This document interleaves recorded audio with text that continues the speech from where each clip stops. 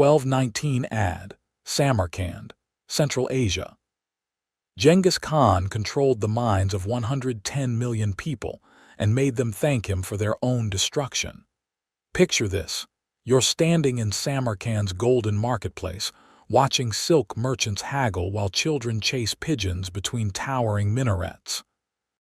The air smells of cinnamon and roses.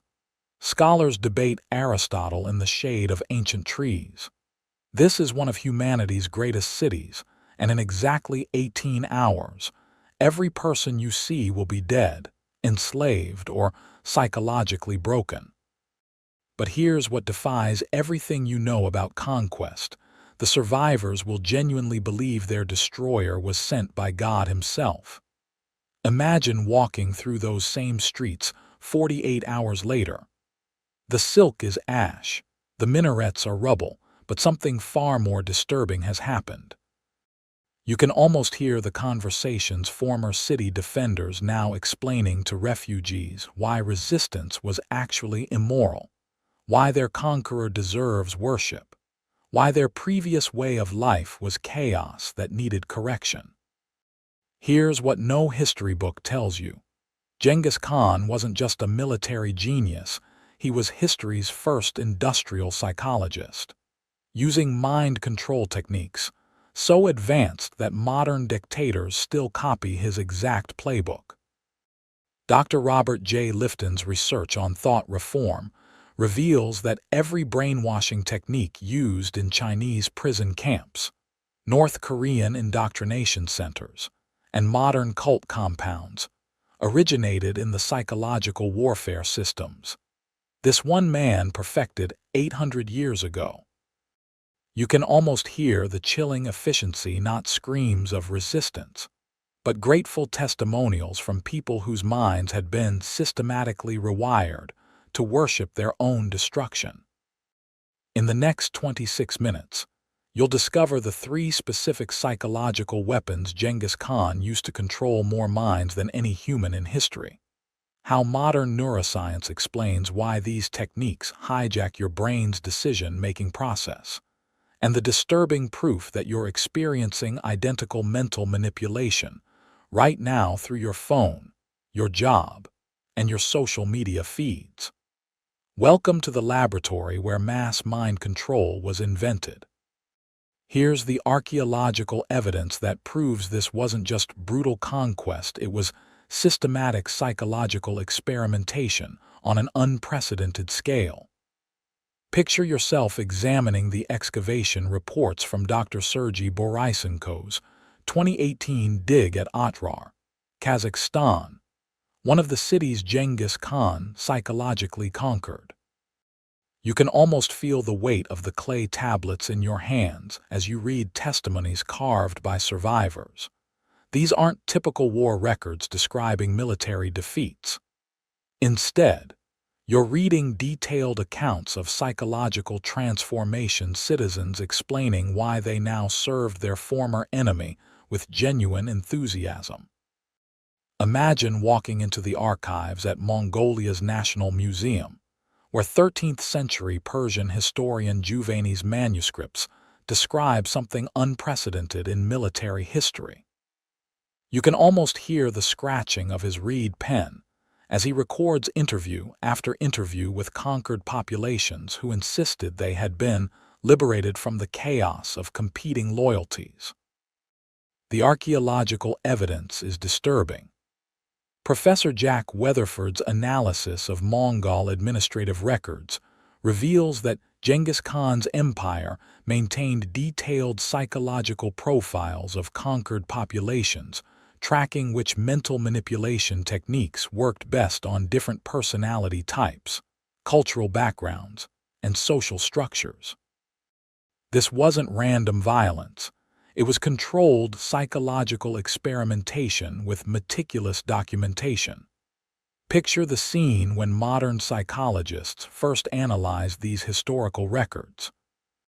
Dr. Philip Zimbardo, famous for the Stanford prison experiment, identified exact parallels between Genghis Khan's methods and techniques discovered by 20th-century research into authority compliance, learned helplessness, and identity manipulation.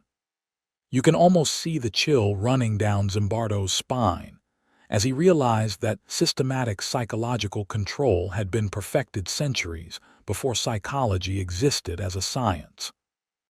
Here's what makes this truly disturbing.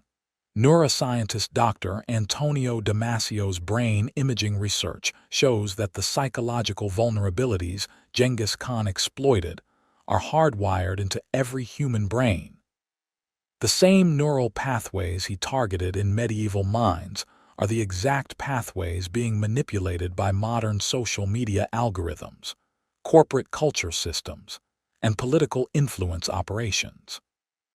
Imagine the implications settling in your mind. This isn't ancient history.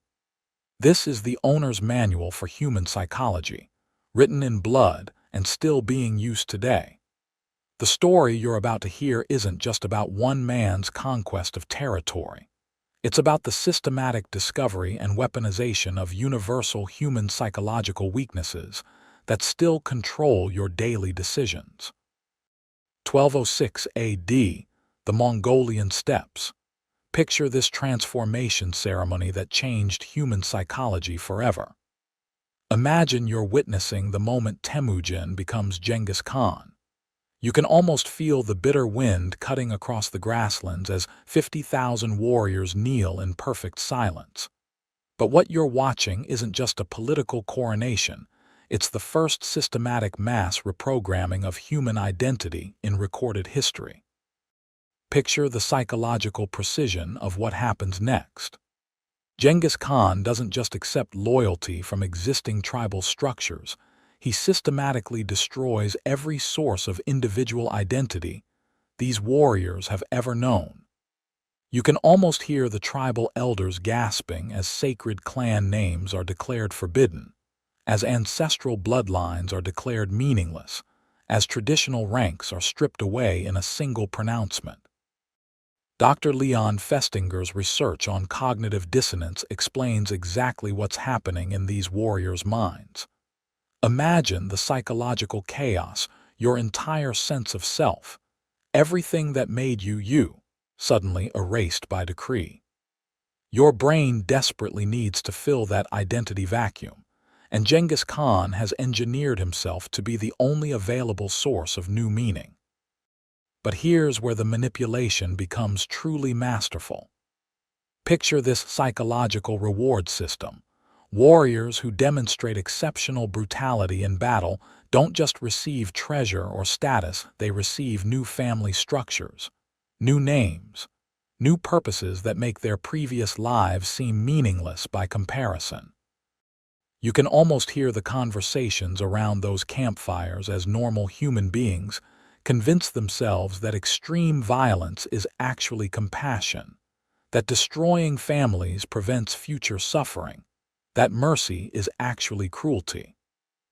Modern neuroscientist Dr. Robert Sapolsky's research reveals why this worked so devastatingly. When your brain's identity centers are disrupted, you become psychologically dependent on whoever offers replacement meaning. These warriors weren't just following orders, they genuinely believed they had discovered superior truth about human existence.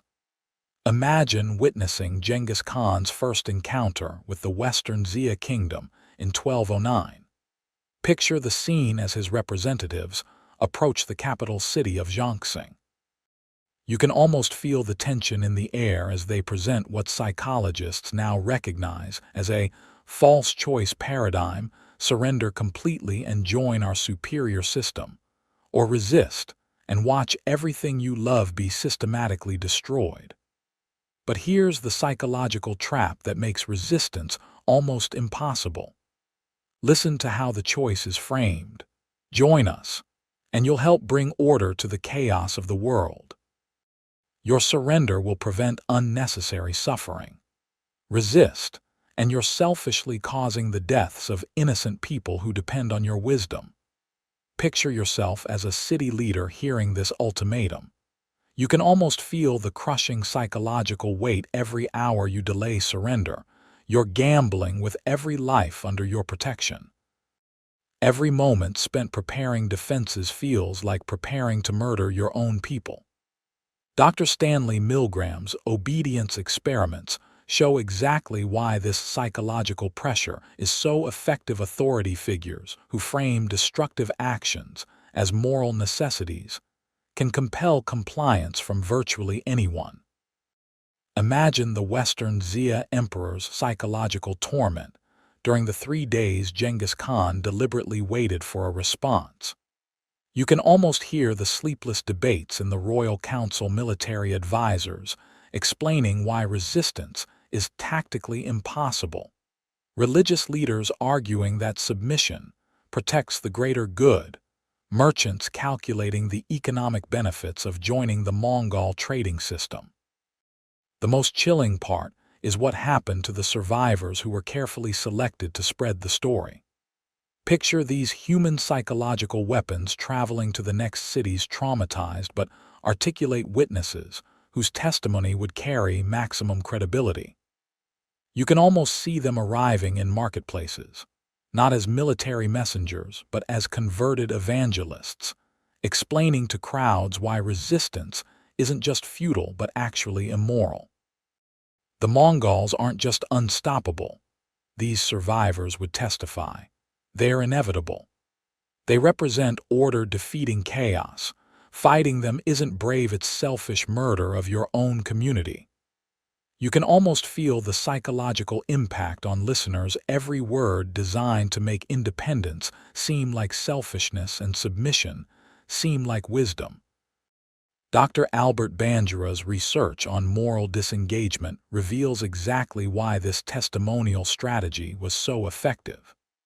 When respected community members publicly justify harmful actions as necessary and moral, ordinary people adopt those justifications to avoid psychological conflict. The survivors weren't just reporting facts, they were modeling the psychological transformation that made collaboration feel virtuous. Picture the recursive psychological trap this created. Cities that surrendered immediately were treated with surprising mercy and incorporated into the Mongol system with honor. Cities that resisted briefly before surrendering faced moderate punishment. Cities that resisted strongly faced total destruction. You can almost hear the conversations in subsequent cities as this pattern became clear, leaders competing to prove who could submit most quickly and completely. Imagine the psychological genius of making collaboration competitive. Genghis Khan had transformed military conquest into a twisted game where victims tried to outdo each other in demonstrating their willingness to abandon their previous loyalties. You can almost see the relief on leaders' faces as they convinced themselves that rapid surrender wasn't cowardice but intelligent protection of their people. But that was just the beginning. What Genghis Khan discovered about human psychological manipulation during these early conquests would allow him to control minds on a scale that wouldn't be matched until the advent of modern mass media. Now let's get inside the laboratory of Genghis Khan's mind and understand the specific psychological weapons he developed. Modern neuroscience has identified the exact brain mechanisms these techniques exploit and why they're still controlling your thoughts today. Picture your brain under normal conditions, the prefrontal cortex, responsible for critical thinking, operating like a sophisticated computer. Now imagine Dr. Daniel Kahneman's research on cognitive overload in action. When your brain receives too much information, fear, or decision pressure simultaneously, this reasoning center literally shuts down. You fall back on primitive survival instincts and become hypersuggestible to whoever offers simple solutions. Genghis Khan weaponized this before neuroscience existed. Picture his psychological assault on Bukhara in 1220. You can almost see the carefully orchestrated campaign of mental overwhelm, multiple messengers arriving simultaneously with conflicting demands. Refugees flooding the city with horrific testimonies, scouts reporting impossible army sizes, while defenders debate responses to deliberately contradictory ultimatums. Imagine being a city council member trying to make rational decisions in this chaos. You can almost feel your cognitive capacity collapsing as Dr. Roy Baumeister's research on decision fatigue kicks in. Every choice becomes harder. Every option seems equally terrible, until your brain desperately craves someone else to make decisions for you. That's exactly when Genghis Khan would arrive with his reasonable offer of surrender. Dr. Judith Herman's research on trauma bonding reveals why abuse victims defend their abusers when someone alternates between extreme cruelty and unexpected mercy. Your brain creates powerful emotional attachments trying to predict and control the pattern. Picture how Genghis Khan deployed this systematically. Imagine the psychological impact when he completely destroyed Otrar, showing unimaginable brutality, then treated the next surrendering city, Gend, with surprising kindness, not just mercy, but actual incorporation into the Mongol system with honor and benefits. You can almost hear the conversation spreading across Central Asia. The Khan isn't evil, he's just demanding. Serve him properly and you'll be rewarded. Resist stupidly and you deserve what happens. This created what Dr. Lenore Walker identified as the psychological cycle of abuse on a civilization-wide scale. The most disturbing part: conquered peoples began identifying with Genghis Khan's perspective. Picture former city defenders explaining to their own families why resistance had been selfish, why their conqueror deserved gratitude, why their previous independence had been chaotic and inferior. Dr. Patty Hearst's Stockholm Syndrome case shows exactly this psychological transformation, victims adopting their captor's worldview to reduce psychological conflict. Modern cult deprogrammer Dr. Margaret Singer identified the most effective control technique. Don't break someone's will. Give them a new identity that makes them feel special and important while making their previous identity seem worthless. Imagine witnessing Genghis Khan's psychological transformation process for new recruits.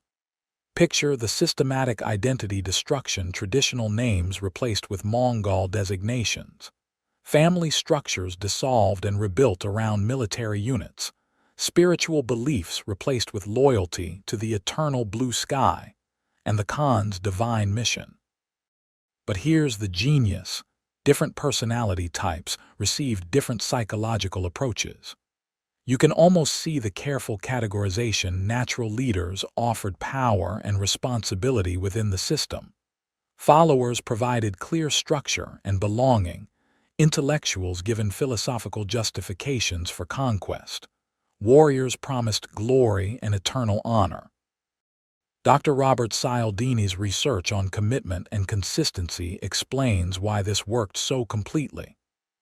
Once someone accepts a new identity and acts according to its requirements, their brain creates psychological justifications to avoid cognitive dissonance.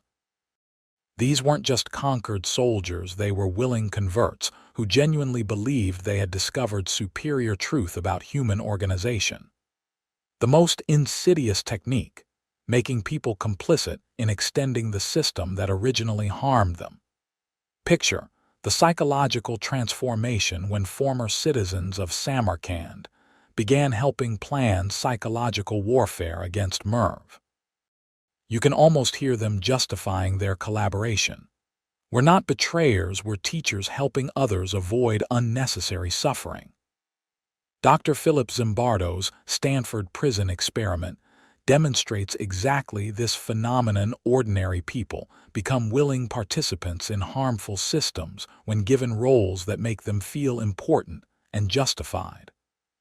Genghis Khan had discovered that the most effective way to control people isn't through fear alone, but through making them psychologically invested in maintaining the system. Modern neuroscientist Dr. David Eagleman's research shows why participation creates psychological ownership. When your brain's motor cortex engages in actions supporting a system, neural pathways strengthen that make the system feel like part of your identity.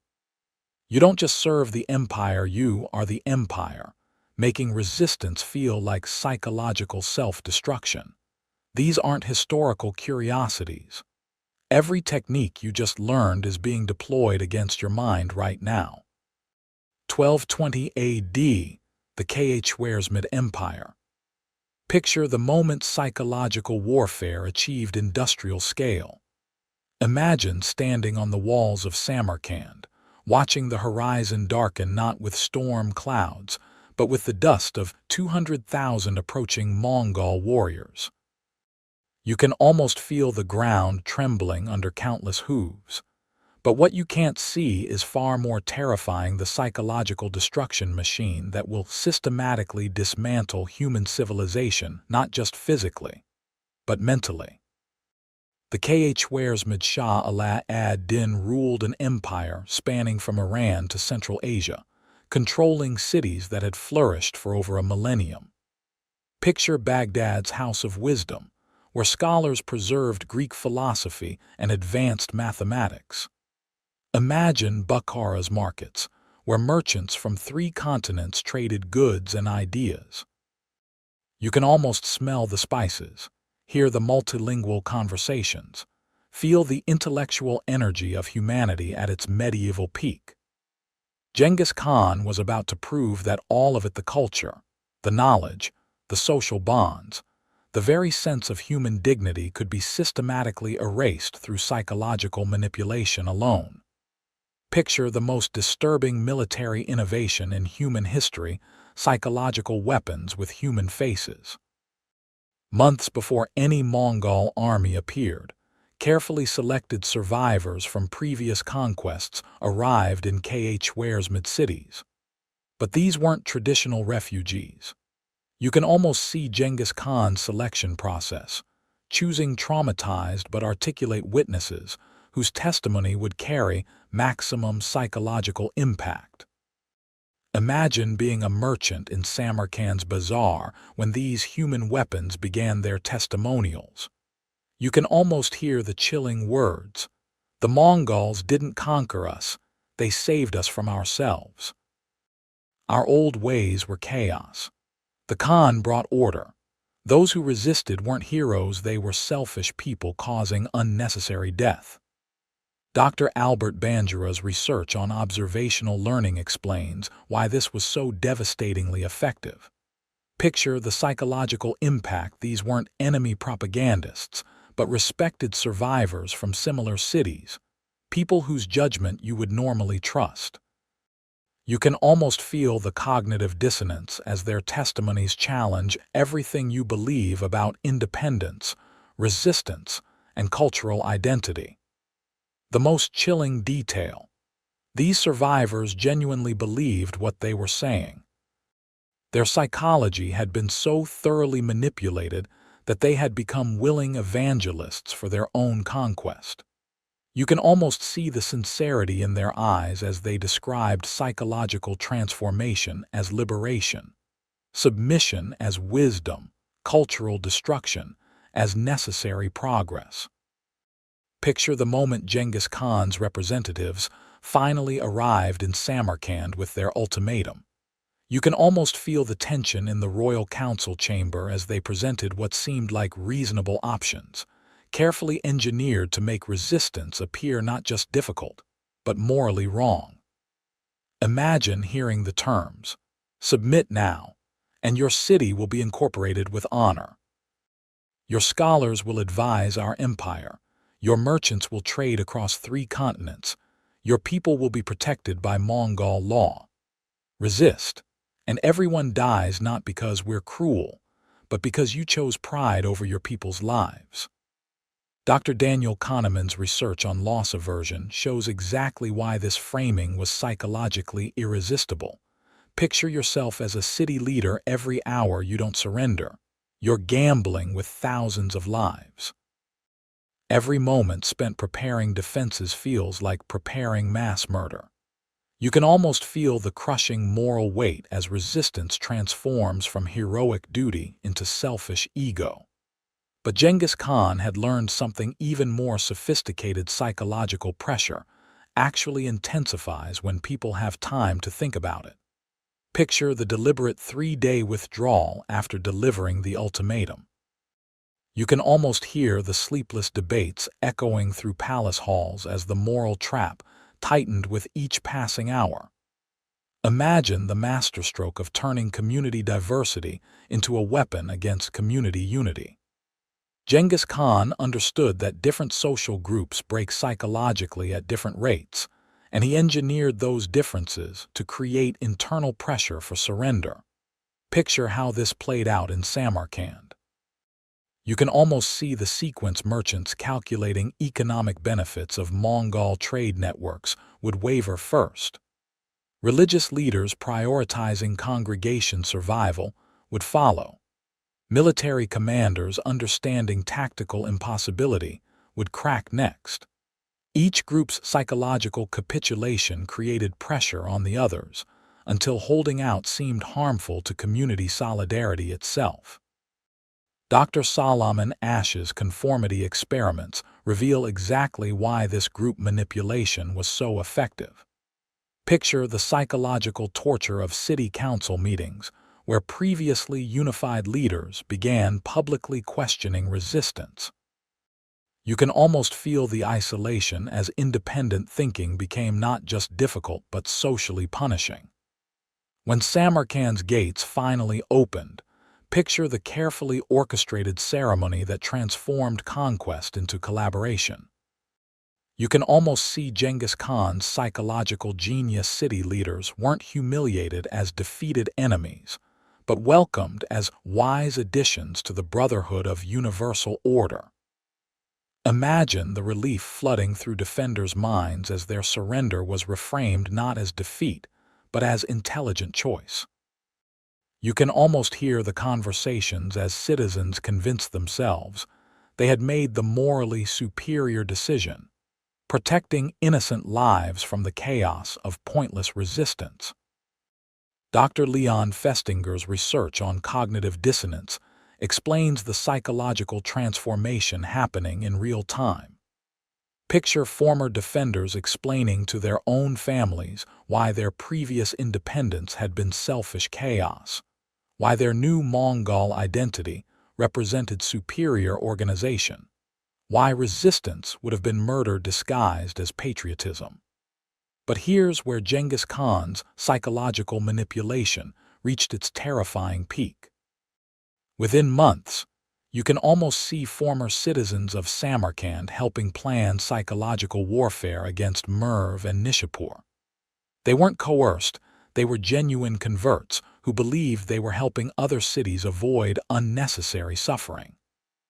Picture the recursive horror: victims becoming willing perpetrators, spreading the same psychological manipulation that had captured their own minds. You can almost hear their sincere testimonials to the next cities. We tried to resist too, but we learned the Khan represents inevitable progress. Submit quickly, and you'll be grateful forever. The psychological transformation was complete. Genghis Khan hadn't just conquered territory, he had created self-replicating psychological weapons that would spread his mental control system faster than his armies could march. And the techniques that accomplished this are operating on your mind right now. Picture yourself reading this script on your phone right now. You can almost feel the device in your hands as I reveal something disturbing: every psychological weapon Genghis Khan perfected 800 years ago is being deployed against your mind through that screen, optimized by algorithms that would make medieval psychological warfare look primitive. Imagine your typical morning routine. You can almost hear the notification sounds as your phone bombards you with news alerts, social updates, work messages, and entertainment options, all carefully timed to overwhelm your prefrontal cortex before you're fully awake.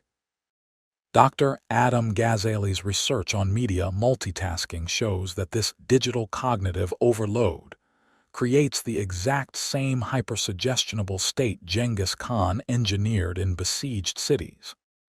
Picture the psychological parallel. Just as medieval populations became dependent on Mongol representatives for decision-making relief, you become dependent on algorithmic recommendations for choices about what to watch, buy, believe, and even think. You can almost see the pattern: cognitive overwhelm followed by convenient solutions provided by the same systems creating the overwhelm. Imagine your workplace psychological manipulation. You can almost feel the emotional whiplash periods of intense pressure and criticism, alternating with rewards, recognition, and team-building activities.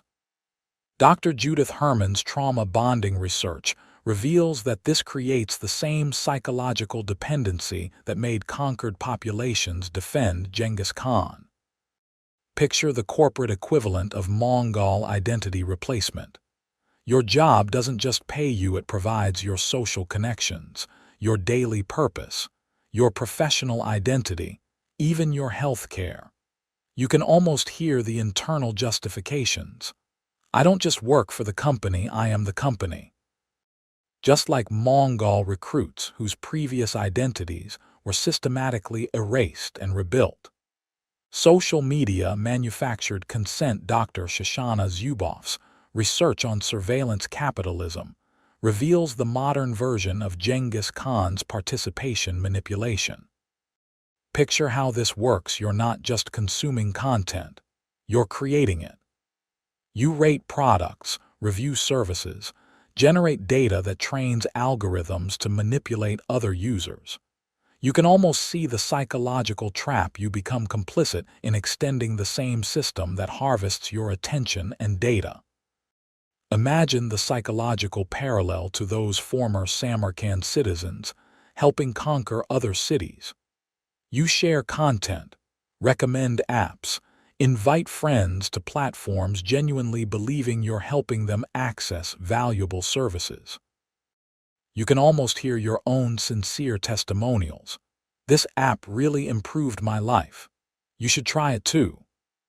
Picture modern political campaigns deploying Genghis Khan's false choice paradigms. You can almost hear the familiar framing: support our candidate or democracy dies, accept this policy or the economy collapses. The psychological pressure makes collaboration feel like moral necessity and independent thinking feel like dangerous extremism. Dr. Robert Cialdini's research shows that this creates the same psychological trap medieval city leaders experienced. Every moment you spend questioning the presented options feels like gambling with community welfare. You can almost feel the moral weight as critical thinking gets reframed as selfish irresponsibility. Here's the most disturbing modern parallel. Just like Genghis Khan's empire, these psychological control systems are self-reinforcing through network effects. Picture the social pressure. The more people who participate in digital platforms, corporate culture, and political systems, the more isolated and economically punished non-participation becomes. You can almost see the psychological evolution. Opting out means losing access to social connections, economic opportunities, and cultural participation. Modern psychological manipulation has achieved something Genghis Khan could only dream of, making resistance not just difficult, but practically impossible without severe personal cost. The fundamental psychology remains identical. Only the delivery mechanisms have evolved to reach billions simultaneously, operating 24/7 through devices people pay to carry and defend. Picture the most disturbing revelation about human nature: that Genghis Khan's success revealed psychological manipulation works, because it exploits hardwired vulnerabilities that exist in every human brain, vulnerabilities that haven't changed despite 800 years of civilization, education, and technological progress. Dr. Antonio Damasio's brain imaging research shows something chilling about the neural pathways Genghis Khan targeted. Picture your brain's decision-making process under normal conditions, the prefrontal cortex weighing options rationally, while the limbic system provides emotional context. You can almost see the neural networks communicating in balanced harmony. Now imagine what happens under psychological manipulation. Dr. Joseph Ledoux's research reveals that fear responses bypass rational processing entirely, flooding the brain with stress hormones that make critical thinking physiologically impossible. You can almost feel the hijacking happening. The same neural pathways that helped your ancestors survive immediate physical threats now make you vulnerable to systematic psychological exploitation. Genghis Khan's genius was recognizing that humans aren't naturally independent thinkers. Picture our evolutionary history. Your ancestors who questioned group decisions too much were expelled from tribes and died alone. Those who quickly adapted to new social hierarchies survived and reproduced. You can almost see the genetic selection pressure that hardwired psychological compliance into human DNA. Dr. Anna Lemke's research on dopamine manipulation reveals why Genghis Khan's psychological techniques created genuine addiction to being controlled. Picture the neurochemical process: intermittent reinforcement, alternating punishment and reward, creates stronger psychological dependency than consistent positive treatment. Imagine the brain chemistry of conquered populations experiencing Genghis Khan's trauma bonding system. You can almost see the dopamine pathways strengthening each time brutal punishment was followed by unexpected mercy, creating genuine neurological addiction to the source of both pain and relief. Modern neuroscience shows this creates what Dr. Robert Sapolsky calls learned helplessness syndrome. The brain literally rewires itself to prefer external control over independent decision-making. Picture the terrifying implication. Under the right psychological conditions, people don't just accept manipulation. They crave it because independence feels chaotic and overwhelming. Here's what makes Genghis Khan's psychological discoveries so dangerous in the modern era: they scale exponentially with technology. Picture the mathematical horror. Each successfully manipulated person becomes a node for influencing others, creating geometric growth in psychological control. Dr. Duncan Watts' research on network effects shows that psychological manipulation spreads through social connections like a virus. Imagine the modern application: every person whose psychology is captured by digital platforms, corporate systems, or political movements becomes an unwitting agent for spreading the same psychological capture to their social network. You can almost see the exponential curve. Genghis Khan could control millions across 3 continents using primitive communication. Modern psychological manipulation reaches billions simultaneously through personalized algorithms that adapt manipulation techniques to individual psychological vulnerabilities in real time. Picture the evolution that makes modern psychological control more sophisticated than anything Genghis Khan achieved. Dr. Mikhail Kaczynski's research on digital psychometrics shows that your online behavior reveals personality traits, psychological vulnerabilities, and decision-making patterns with frightening accuracy. Imagine algorithms analyzing your clicks, purchases, social interactions, and content consumption to create psychological profiles more detailed than you have of yourself. You can almost see the data flowing: every digital action contributing to manipulation systems that can predict and influence your behavior with increasing precision. Genghis Khan used the same psychological techniques on entire populations. Modern systems craft individualized psychological pressure based on your personal vulnerabilities, relationship patterns, financial fears, and identity insecurities. You can almost feel the targeting becoming more precise with each interaction. But understanding these mechanisms also reveals the path to mental liberation. Picture Dr. Daniel Siegel's research on neuroplasticity, your brain's ability to rewire itself throughout life. You can almost see the hope.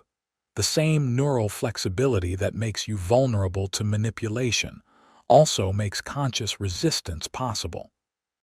Real psychological independence requires recognizing that influence is constant and unavoidable, but you can choose which influences to accept. Imagine developing what Dr. Viktor Frankl called the space between stimulus and response, the conscious pause where you can evaluate psychological pressure before responding. Picture yourself developing immunity not through isolation, but through conscious choice. You can almost feel the empowerment as you learn to recognize cognitive load manipulation, trauma bonding, identity replacement, and manufactured consent in real time. The goal isn't becoming invulnerable to all influence that's impossible and undesirable. The goal is becoming selectively vulnerable only to influences aligned with your consciously chosen values, relationships, and life direction. Genghis Khan proved that psychological control at massive scale is possible. Your mission is proving that psychological resistance at massive scale is equally possible. Picture yourself 26 minutes ago, before you understood that every day of your life involves psychological warfare between systems designed to control your mind and your capacity for conscious choice. You can almost feel the shift in perspective as you realize this isn't paranoid thinking, it's practical awareness of documented historical and neurological reality. Genghis Khan's legacy isn't just the largest land empire in history. It's the proof that human psychology can be systematically hijacked, that free will is more fragile than we want to believe, and that these vulnerabilities are being exploited right now through every screen, workplace, and social system you encounter.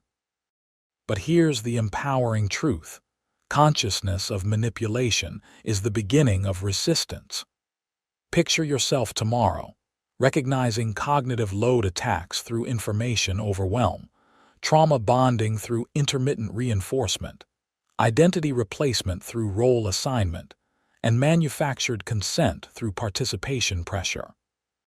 You can almost hear your internal alarm system activating when psychological manipulation attempts to bypass your critical thinking. Every day, you'll encounter systems designed to make you psychologically dependent on external control. But now, you know what to look for.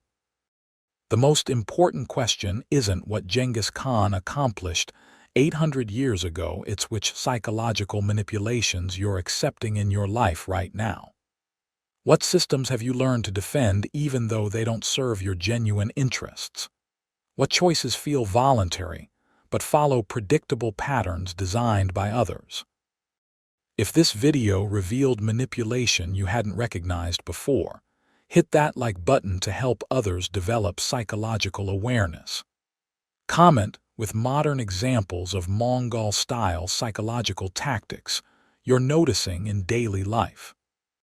Subscribe for more hidden history that explains how psychological control really works, because understanding the past is your best defense against mental manipulation in the present. The war for your mind is happening whether you fight back consciously or not. At least now, you know you're in it.